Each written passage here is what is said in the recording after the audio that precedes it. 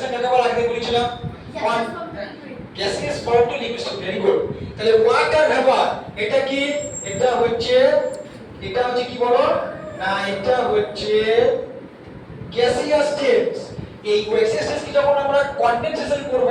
তখন কি হবে এটা লিকুইড এটা কি হবে লিকুইড এটা হবে লিকুইড কন্ডিশন এই লিকুইড কে যখন আমরা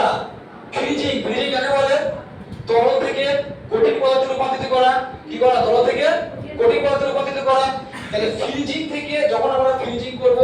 এই ফ্রিজিংটা কি হবে সলিড আর এই সলিডটা কি আইস ছটা বুঝতে পারলে ছটা বুঝতে পেরেছিস এভরিবডি ক্লিয়ার ছটা বুঝতে গেল তাহলে প্রথমে দেখো প্রথমে আইস থেকে মেল্টিং থেকে ওয়াটার থেকে ওয়াটার ইভাপোরেশন থেকে ওয়াটার ভেপার এই ভেপারকে আমাকে আসতে হবে কোথায় আইসে তাহলে আইস আসতে গেলে কি করতে হবে এই গ্যাসিয়াস কে কন্ডেনসেশন করতে হবে কন্ডেনসেশন কি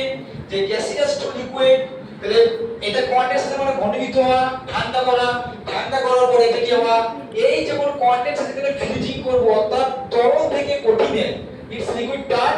ইট starts to liquid to solid তাহলে আইস টা বুঝা গেল তাহলে এই ছকটা যে মনে রাখবে